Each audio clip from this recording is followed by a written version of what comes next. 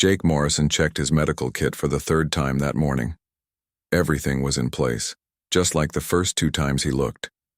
He was nervous, and he knew it showed. This wasn't a normal day.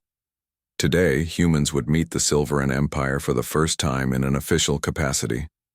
The space station Kepler-7 floated in neutral territory, exactly halfway between human space and Silveran space. Jake stood in the main diplomatic hall, watching workers put finishing touches on the decorations. Everything had to be perfect. Captain Lisa Crawford had made that very clear during the morning briefing. They're warriors, the captain had said. They respect strength, but they also respect protocol. Don't touch them unless they initiate it. Don't interrupt them when they speak. And for God's sake, if something goes wrong, let the diplomats handle it. Jake wasn't a diplomat. He was a combat medic assigned to security detail. His job was simple: stand in the corner, look professional, and hope nobody needed medical attention. He'd been studying Silveran physiology for weeks just in case. Forearms, enhanced musculature, incredible regenerative abilities. They were impressive beings. His friend Amy walked up beside him. She was a pilot, but today she was also part of the security team. "You look like you're about to jump out of your skin," she said quietly. "I just want this to go smoothly," Jake replied. "It will. What could possibly go wrong?" Jake wished she hadn't said that. The Silveran delegation arrived exactly on time. Jake's first glimpse of them took his breath away. They were tall, at least 7 feet, with pale lavender skin that seemed to shimmer under the station lights. Each of them had 4 arms, just like the report said. They moved with fluid grace, like dancers or martial artists. At the center of the group was Empress Stiffened herself. She wore armor that looked both ceremonial and functional, decorated with silver patterns. Her hair was long and silver white, flowing down her back. Her eyes were a striking amber color, and they seemed to take in everything at once.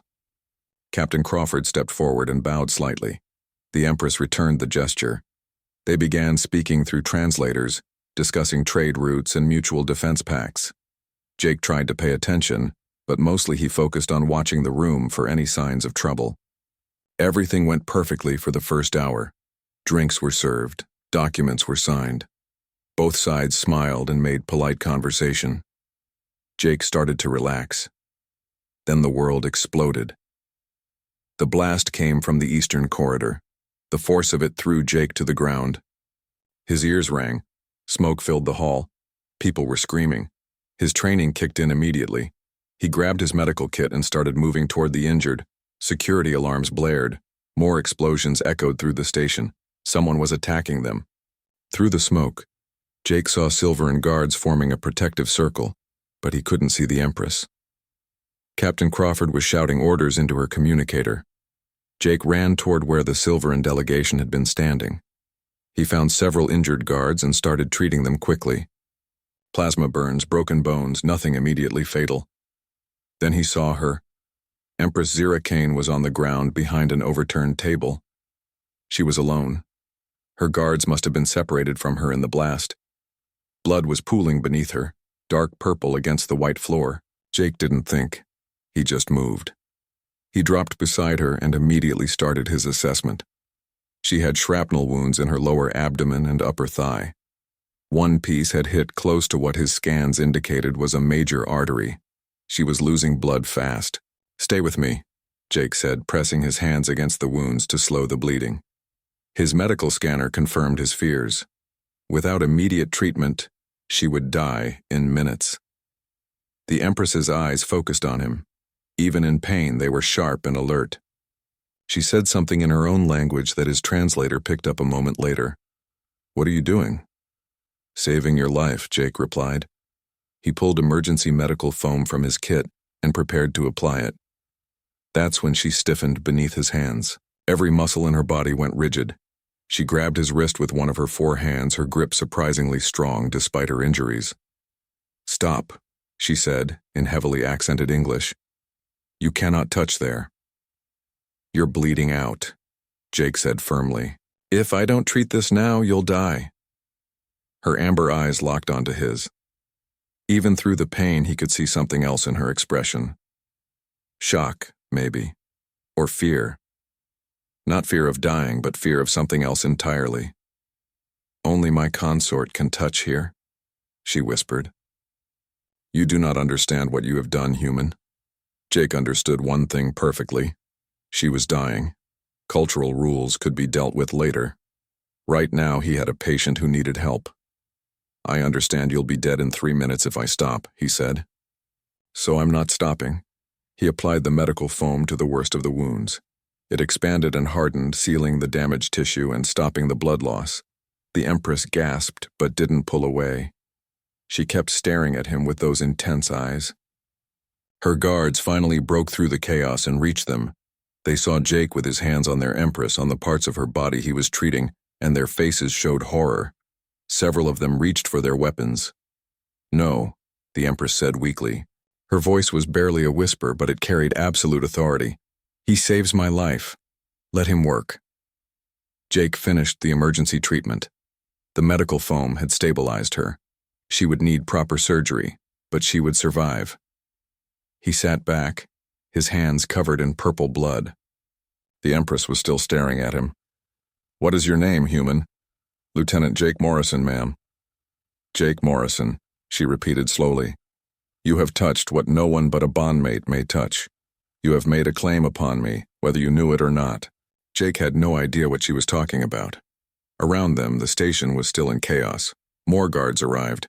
Captain Crawford pushed through the crowd, relief flooding her face when she saw the Empress alive. But one of the Silverin commanders, a tall male with scars across his face, looked at Jake with pure fury. "This human has violated the Empress. He must be punished according to our law." The Empress closed her eyes.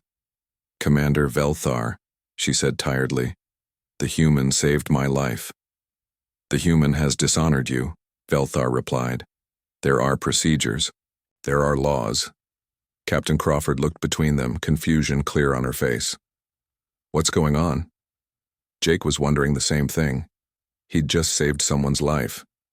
Why did everyone look like the universe was ending? The Empress opened her eyes again and looked directly at Jake.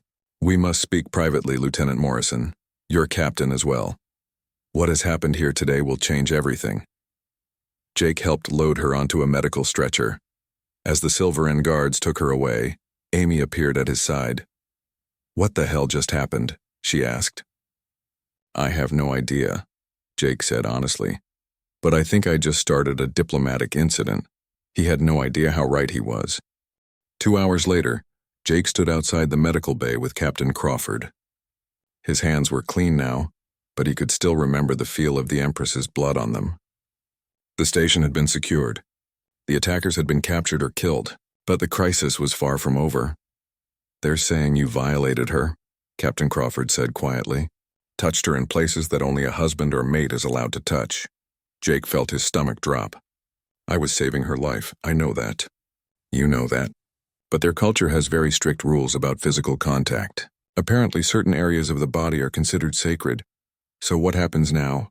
The captain looked tired. "I don't know. The Silverin are meeting right now to discuss it. Commander Velthar wants you executed. Others are calling for some kind of ritual punishment. It's a mess." The door to the medical bay opened.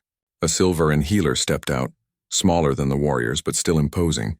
She looked at Jake with what might have been curiosity. "The Empress will see you now," she said. "Captain Crawford may accompany you." They followed her inside. The medical bay was dimly lit, adjusted for Silverin preferences. Empress Zira Kane lay on a bed designed for her larger frame. She was no longer wearing armor. Instead, she wore simple robes. Medical equipment surrounded her, monitoring her vital signs. She looked at Jake as he entered. "Lieutenant Morrison, you came. You asked me to, ma'am. Please sit." She gestured to chairs near the bed with one of her 4 hands. "We have much to discuss." Jake and the captain sat down. The Empress was quiet for a moment, as if gathering her thoughts. "In my culture," she began, "the body is divided into zones. Some zones are public. Anyone may see them, touch them in appropriate circumstances. Some zones are private. Only family or close friends may access them. And some zones are sacred. Only a chosen bondmate may touch these areas." "I didn't know," Jake said. "I'm sorry if I offended you. I was just trying to save your life. I know your intention was pure." But intention does not change what has occurred. She shifted slightly, wincing with pain. When you touched the sacred zones to treat my wounds, you initiated what we call a consort claim. In the eyes of my people, you have declared yourself as a potential bondmate. Captain Crawford leaned forward. Surely there's a way to undo this? To explain it was a medical emergency?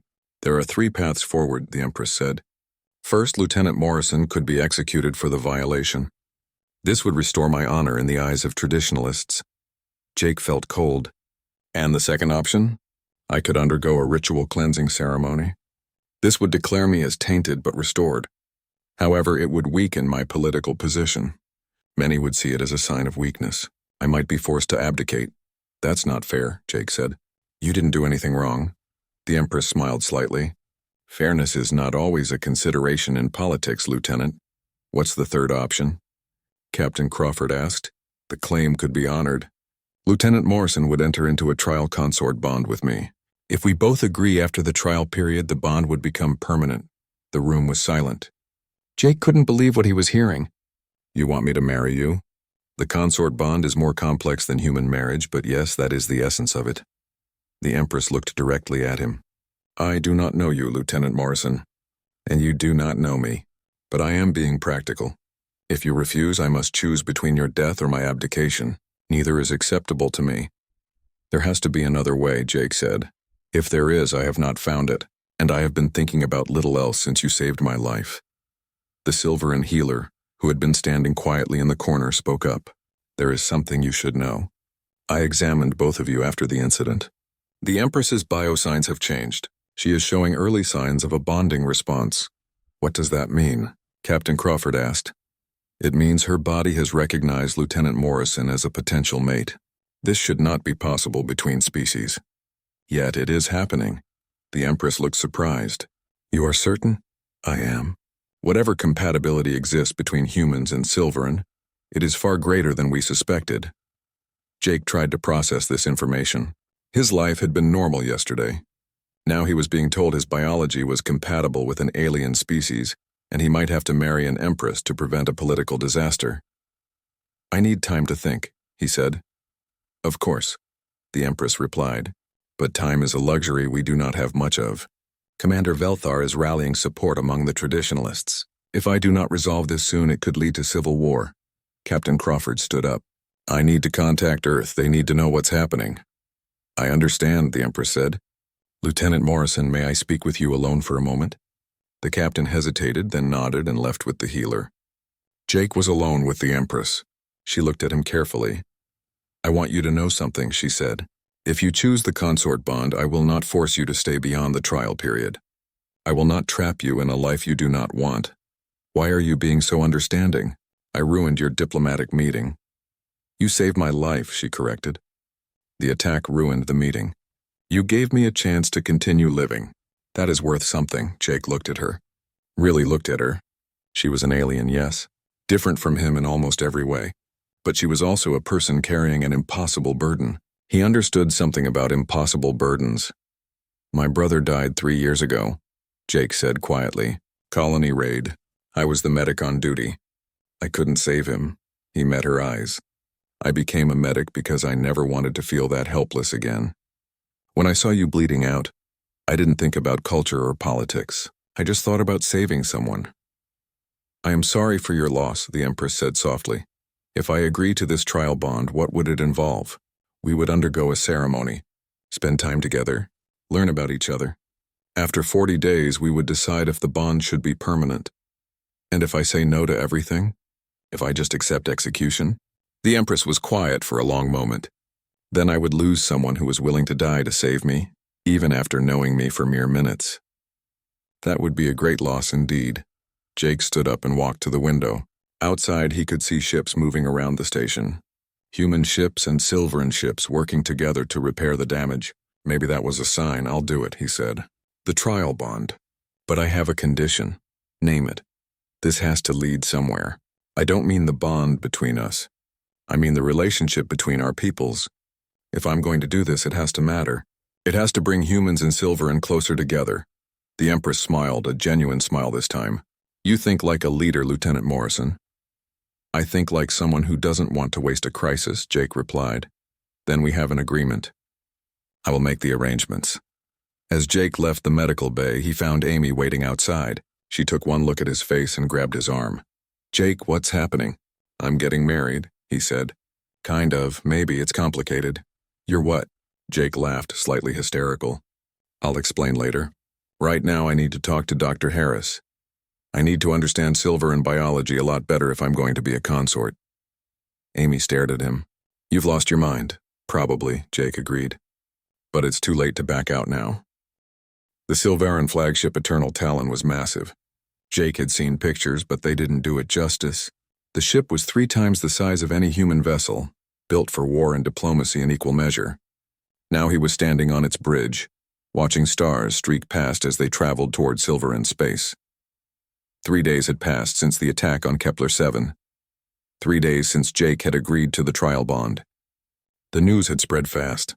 Earth was in an uproar. Half the politicians thought he was a hero. The other half thought he'd lost his mind. Jake tried not to think about it too much. You look uncomfortable, a voice said behind him. Jake turned to find Commander Velthar standing there. The scarred Silveran warrior had barely spoken to him since they left the station. When he did speak, it was usually to point out everything Jake was doing wrong. Just thinking, Jake replied. About running away? Velthar's tone was mocking. About whether this is going to work. Velthar stepped closer. He was intimidating even by Silveran standards. It will not work. You are human, weak, soft. The Empress deserves a warrior, not a medic who hides behind others in battle. Jake had heard variations of this speech before. He was getting tired of it. I saved her life when your warriors couldn't reach her. Where were you during the attack, Commander? Velthar's face darkened. I was protecting the delegation, and she was bleeding out on the floor. Funny how that worked out. For a moment, Jake thought the commander might actually hit him. Instead, Velthar just turned and walked away. Amy, who had been watching from nearby, came over quickly. Are you trying to get yourself killed? She asked. That's the 3rd most powerful person in the Empire. He needs to know I'm not intimidated. You should be intimidated. He's killed people with his bare hands. So have I, Jake said quietly. Not as many, but still. Amy looked at him carefully. You're changing. You know that, right? You're not the same guy who was checking his medical kit 3 days ago. Jake knew she was right. Something had shifted inside him. Maybe it was the bond ceremony that had happened yesterday. Maybe it was just the situation. Either way, he felt different. The ceremony had been strange and beautiful. Held in the ship's meditation chamber, it involved ancient words, the mixing of blood, and a mental connection that Jake was still trying to understand. For a brief moment during the ceremony, he'd felt what the Empress was feeling. Her fear, her hope, her determination. It had been overwhelming. Since then, he sometimes caught flashes of her emotions. Not thoughts, just feelings. Right now, she was stressed about something. He could sense it like a distant headache. I need to see the Empress, Jake said suddenly. She's in a meeting with the High Council. They're discussing Duke Kazrek. Jake had heard that name. Kazrek was a noble who opposed the Empress's rule. He was using the scandal with Jake as an excuse to challenge her authority. There were rumors of ships gathering, of houses choosing sides. I still need to see her. He found the council chamber and waited outside. The Silveran guards looked at him with barely concealed hostility, but they didn't stop him. His status as trial consort gave him certain rights, even if no one was happy about it. The door opened and Silveran nobles filed out, their faces grim. The Empress emerged last, looking exhausted. When she saw Jake, something in her expression softened. Lieutenant Morrison, I was going to send for you. I felt that you were upset. Thought I should check on you. She paused. You felt it? The bond is growing stronger. They walked to her private quarters. The rooms were sparse by human standards, decorated with weapons and meditation crystals. She sat down heavily, and Jake noticed she was favoring the side where she'd been injured. You're in pain, he said. It is manageable. Let me see. She hesitated, then lifted her robe slightly. The wounds had healed well, but there was still some inflammation. Jake retrieved his medical kit and prepared a dermal regenerator. This might feel cold, he warned. As he worked, treating the residual damage, the Empress spoke. Kazrek has gathered a fleet. 12 warships. He plans to intercept us before we reach Silvara Prime. Can we fight them? We have 8 ships. The Eternal Talon is powerful, but we are outnumbered. Captain Crawford's ship, the Horizon's Edge, adds firepower, but it is not enough. Jake finished the treatment and sat back. What will you do? I do not know. If I appear weak, more houses will defect to Kazarek. If I fight and lose, I am dead. If I avoid the fight, I am a coward. There's always another option, Jake said. We just have to find it. The Empress looked at him with those amber eyes. You have been my consort for 1 day and already you speak like a strategist. I'm a medic. We're trained to think creatively under pressure.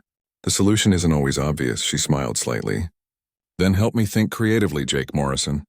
What would a human do in this situation? Jake thought about it. Humans had always been outnumbered in the galaxy.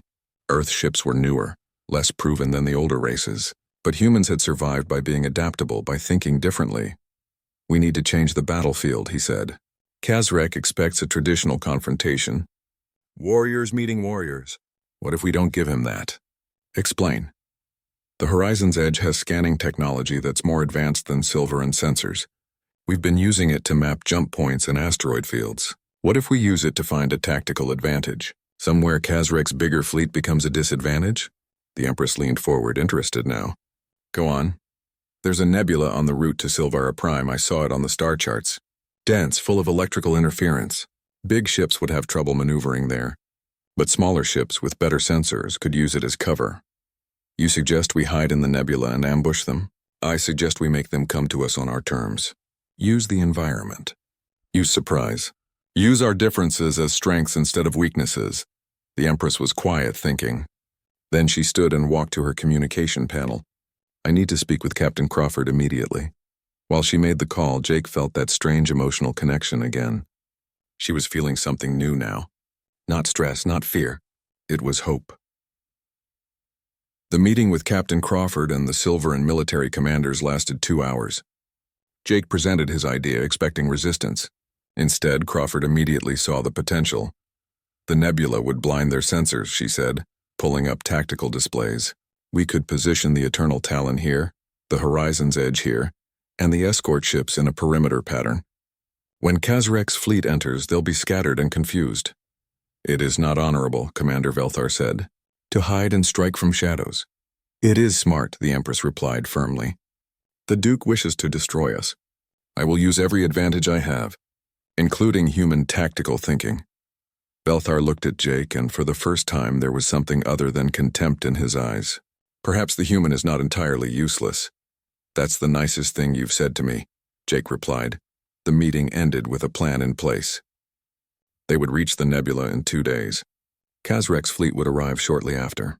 Everything depended on timing and execution. As Jake left the command center, the Empress caught up with him in the corridor. Thank you, she said quietly. For what? For helping me see differently. For being what I needed when I needed it. Jake felt that emotional connection pulse between them. It was stronger now, more defined. He could sense her gratitude, her relief, and something else. Something warmer. We're going to get through this, he said. I begin to believe you are right. She reached out with one of her 4 hands and touched his arm gently. It was a simple gesture, but it meant something. Trust, acceptance, maybe more. Rest, Jake Morrison. Tomorrow we prepare for battle. As Jake walked back to his quarters, he thought about how much had changed. A week ago, he was a simple medic. Now he was a consort, a strategist, and possibly the key to preventing a civil war. He still didn't know if he and the Empress would stay together after the trial period. But he knew one thing for certain. He wasn't going to let her face this alone. Whatever came next, they would face it together. The nebula looked like a storm made of light. Purple and blue gases swirled in patterns that hurt to look at for too long.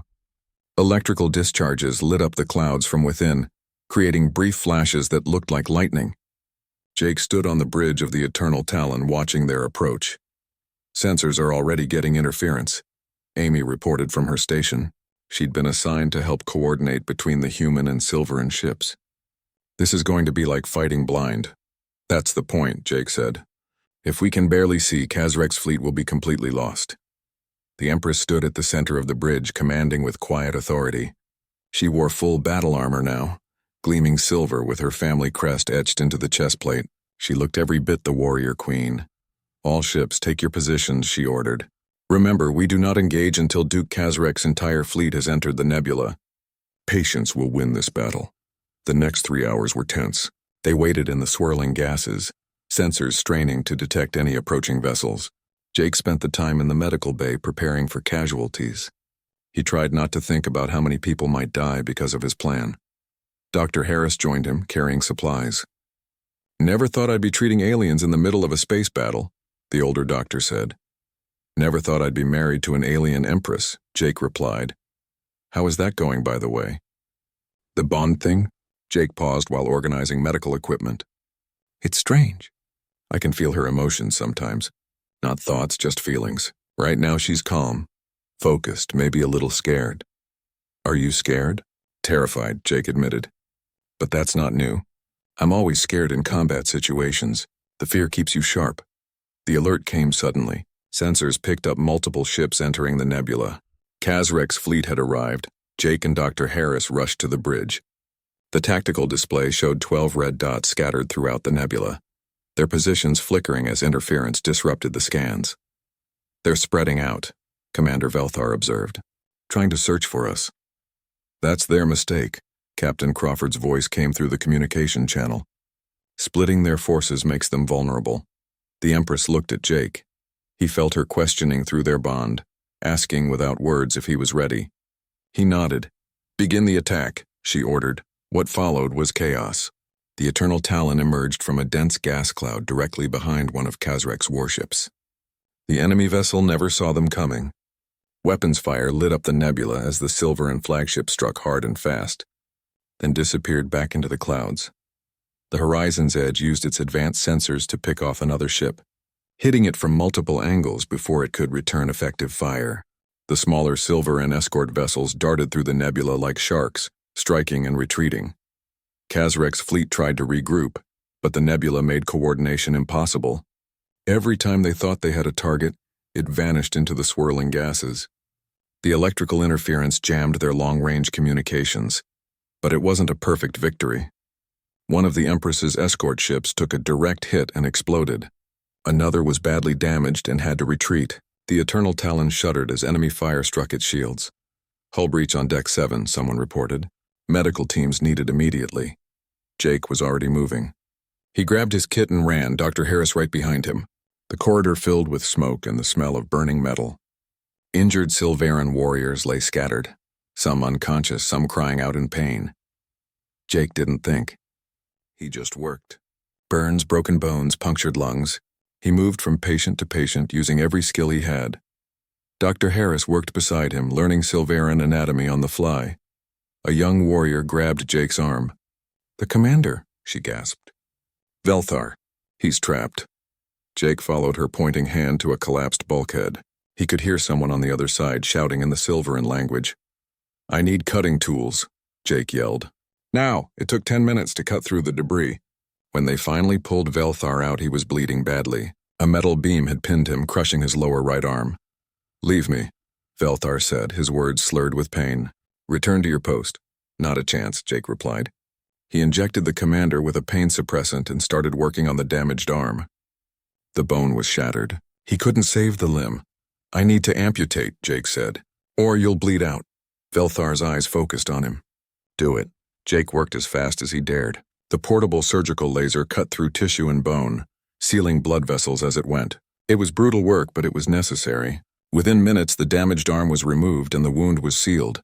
"You will live," Jake said, "but you're going to need reconstruction surgery later." Velthar looked at his missing arm, then at Jake.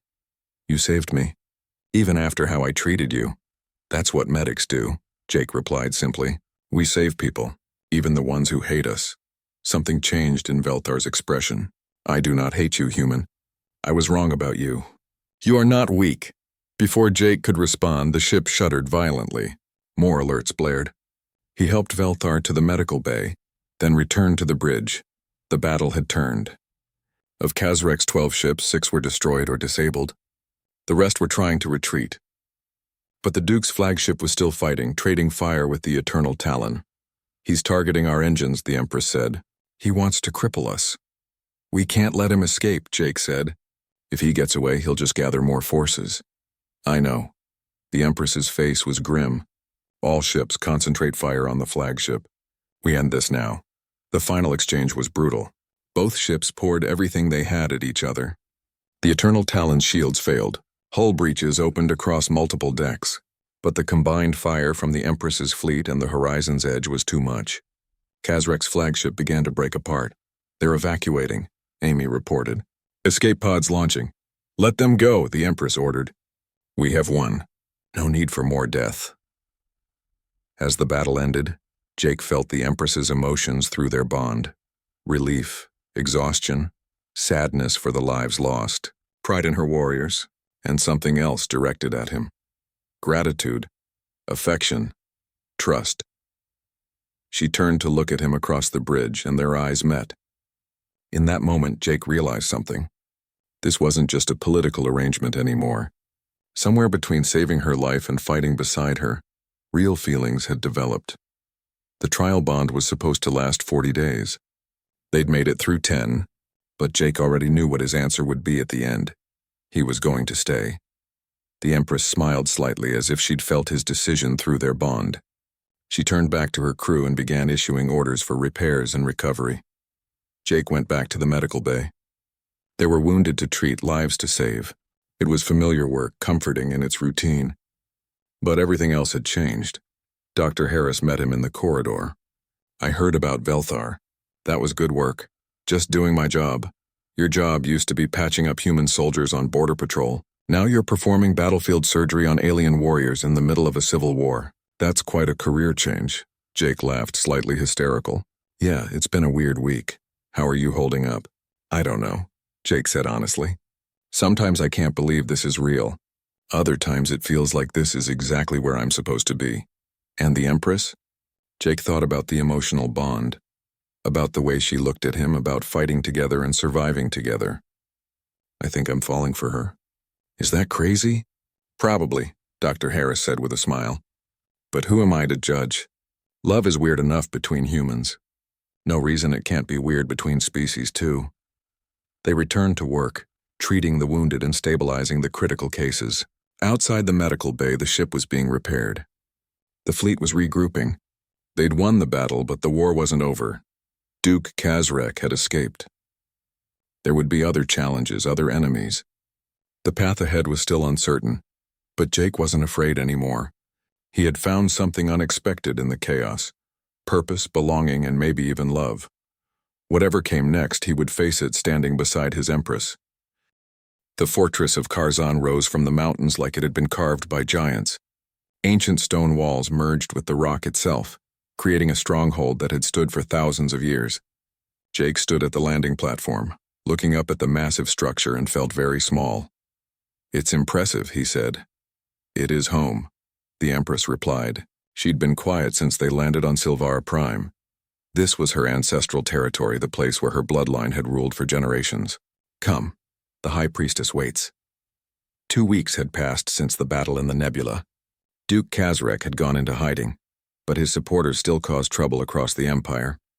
The political situation remained unstable. The Empress needed to show strength, which meant completing the consort ceremony properly, in the traditional way. Inside the fortress, Jake met Elder Miravas. She was ancient by Silveran standards, her lavender skin pale with age, but her amber eyes were sharp and intelligent. "So this is the human," she said, circling Jake like he was an interesting specimen. "Small, only 2 arms. How do you expect to be worthy of our Empress?" "I don't expect anything," Jake replied. "I just want to try." Honest answer. "Good." Miravas turned to the Empress. "You truly wish to bond with this creature?" "I do," the Empress said firmly. "He has proven himself. Then he must face the trials. 3 tests to prove his worth. If he fails any of them, the bond cannot proceed." Jake had expected something like this. "What are the trials?" "Strength, wisdom, and spirit," Miravas said. "We begin tomorrow at dawn." That night, Jake couldn't sleep. He lay in his guest quarters, staring at the ceiling. Through the bond, he could feel the Empress was awake too. After an hour of restlessness, he got up and went looking for her. He found her on a balcony overlooking the mountains. The twin moons of Silvara Prime cast silver light across the landscape. She turned when she heard him approach. "You should be resting," she said. "So should you." They stood together in comfortable silence. Jake had learned that the Empress valued quiet moments. She spent so much of her time performing, being strong for others. These private times were precious. Are you nervous? She asked. About the trials? A little. Mostly about the strength one. I'm not exactly warrior material. You fought in the battle. You saved Velthar's life. You have strength, Jake Morrison. Just not the kind Miravas expects.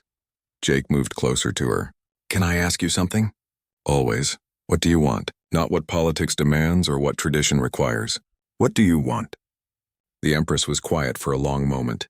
I want what I have never been allowed to have. A partner. Someone who sees me as more than an empress or a symbol or a weapon to use in political games. I see you, Jake said quietly. I see someone who carries impossible weight with grace.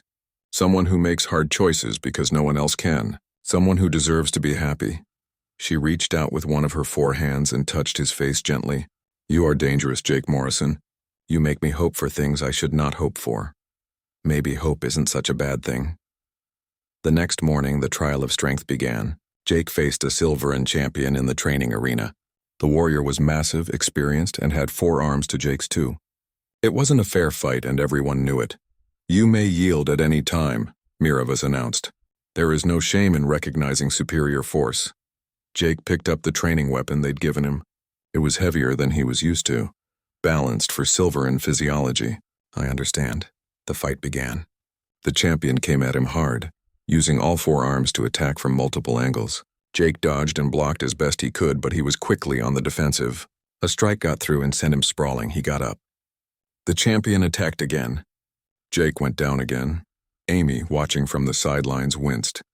This is brutal. It is tradition, Commander Velthar said quietly. He was there despite his injuries, unwilling to miss the trials. The human shows courage by continuing. Jake got up a 3rd time. This time he changed tactics. He couldn't match the champion's strength or reach, but he could be unpredictable. He feinted left, rolled right, and managed to land a strike on the champion's knee. It wasn't much, but it was something. The fight continued for 20 minutes. Jake was exhausted, bleeding from several hits, but he refused to yield. Finally, Miravas called it to a halt. Enough, she said. The human has shown adequate strength. Not in power, but in endurance and will. The trial is past. Jake collapsed, breathing hard. The Empress rushed to his side with water. Through their bond, he felt her pride in him. The trial of wisdom came next. Jake sat before the Council of Elders and answered riddles and philosophical questions. Many were about Silvaran history and culture, things he'd been studying frantically for weeks. Others were about ethics and leadership. One question stumped him. A leader must choose between saving one innocent or allowing many guilty to escape justice. What is the correct choice? Jake thought carefully.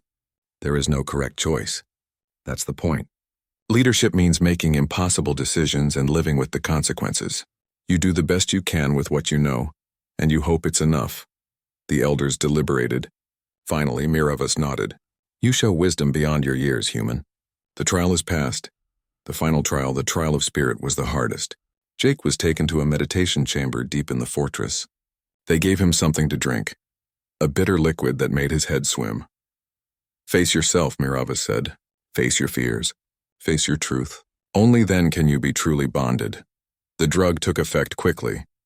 Jake found himself in a vision, standing in a familiar place. The colony where his brother had died.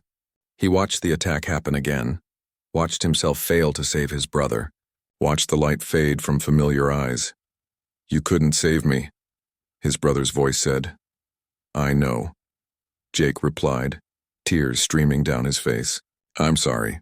Why are you still trying to save everyone? You can't fix what happened. I know that too, but I can try to make sure it doesn't happen to others. I can be better. I can learn. I can help. The vision shifted. Now he stood before the Empress, but something was wrong. She was dying, bleeding out like she had been on the station. You'll fail her too, the vision of his brother said. You'll fail them all.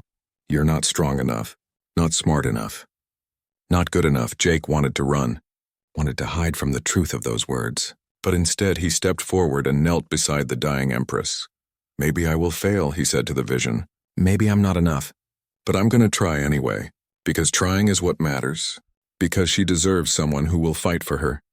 even knowing they might lose. The Empress in the vision opened her eyes. "Why?" she asked. "Because I love you," Jake said, and realized it was true. "I love you, and that means I don't give up. Ever." The vision faded. Jake woke up in the meditation chamber, gasping.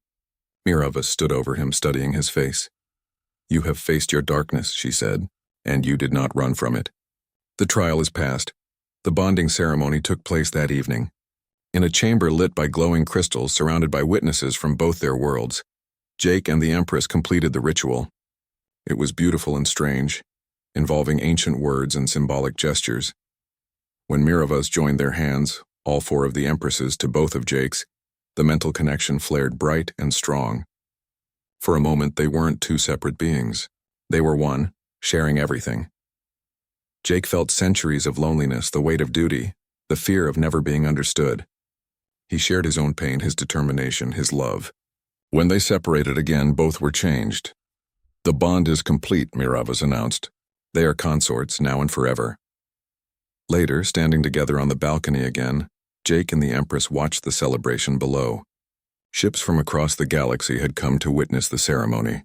"Human and Sylvarin side by side, no regrets?" the Empress asked. "None," Jake said honestly. "This is exactly where I'm supposed to be." She leaned against him, a gesture of trust and affection. "I never expected to find this." "To find you?" "Me neither. But I'm glad we did." Below them, the party continued. Amy was teaching Sylvarin warriors a human dance. Dr. Harris was discussing medicine with Sylvarin healers. Even Velthar was there, laughing at something Captain Crawford had said. Two species learning to understand each other. It had started with one moment, one choice, one touch. Now it was growing into something bigger. "What happens now?" Jake asked. "Now we rebuild," the Empress said. "We bring our peoples together. We face whatever challenges come. But we face them together." "Together," Jake agreed. "I like the sound of that." The Empress turned to look at him, her amber eyes full of warmth. "I love you, Jake Morrison. My consort, my partner, my hope for a better future." "I love you too," Jake said. They stood there as the moons rose higher. Two people from different worlds who had found each other against all odds. The galaxy was vast and full of challenges, but they would face it together, proving that sometimes the greatest strength comes not from power or tradition, but from understanding, compassion, and love. The human who had saved an empress with a simple touch had changed the galaxy forever. And the story was just beginning.